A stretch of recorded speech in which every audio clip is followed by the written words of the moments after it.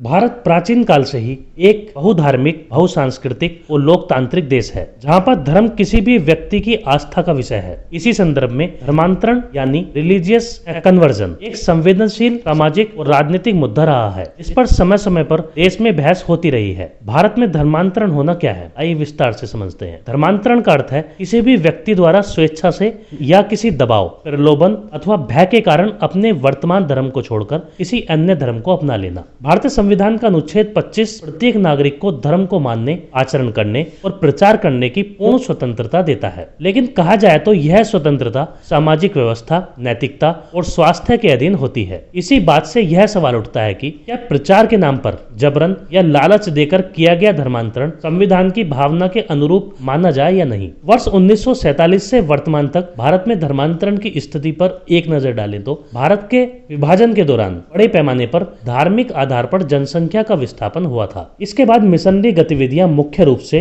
आदिवासी और पिछड़े इलाकों में तेजी से बढ़ी। वर्ष 1960 से 1990 के दौर में भारत के कुछ राज्यों में जबरन या प्रलोभन आधारित धर्मांतरण की शिकायतें तेजी से बढ़ी। इसी पृष्ठभूमि में ओडिशा ने 1967 में और मध्य प्रदेश ने 1968 में सबसे पहले धर्मांतरण रोधी कानून बनाए, लेकिन वे धरातल पर सही से नहीं उतरे। धर्मांतरण का काम दोनों राज्यों में फिर भी चलता रहा। वर्ष 1990 के बाद देश की स्थिति धीरे धीरे राजनीतिक जागरूकता के आधार पर बदलने लगी और धर्मांतरण का मुद्दा राष्ट्रीय विमर्श में आने लगा। भारत के गुजरात, छत्तीसगढ़, झारखंड, हिमाचल प्रदेश, उत्तराखंड और उत्तर प्रदेश जैसे राज्यों ने भी धर्मांतरण रोधी कानून लागू किए, लेकिन वे भी धरातल पर ज्यादा नहीं दिखे। धर्मांतरण फिर भी चलता रहा। अब देश के वर्तमान स्थिति की बात हो तो आज भी भारत में धर्मांतरण पूरी तरह प्रतिबंधित नहीं हुआ है, लेकिन जबरन, धोखे, विवाह, लालच या भय के माध्यम से किसी के साथ किया गया धर्मांतरण कई राज्यों में अपराध माना जाता है और धर्मांतरण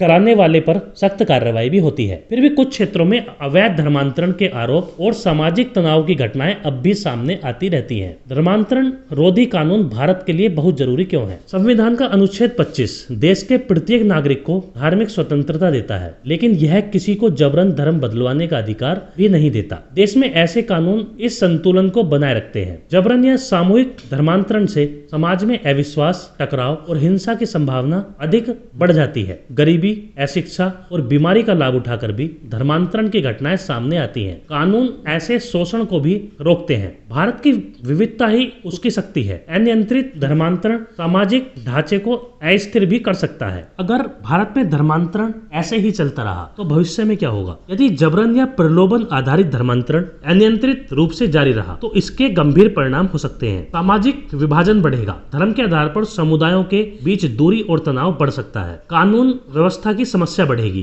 सामूहिक धर्मांतरण विरोध दंगे और हिंसा को जन्म दे सकते हैं, आदिवासी और पारंपरिक संस्कृतियों का क्षरण होगा, उनकी विशिष्ट परंपराओं और पहचान कमजोर पड़ सकती है। धर्मांतरण राजनीति का औजार बन सकता है, जिससे लोकतांत्रिक विमर्श प्रभावित होगा। हालांकि यह भी सत्य है कि स्वेच्छा से बिना दबाव किया गया धर्मांतरण व्यक्तिगत अधिकार है और उसे रोका नहीं जाना चाहिए। समस्या अवैध तरीकों से किए गए धर्मांतरण से है। भारत में धर्मांतरण रोकने के क्या उपाय होने चाहिए? सभी राज्यों में समान और प्रभावी धर्मांतरण रोधी कानून बनाए जाएं, जिनमें स्पष्ट परिभाषाएं और सख्त दंड हो।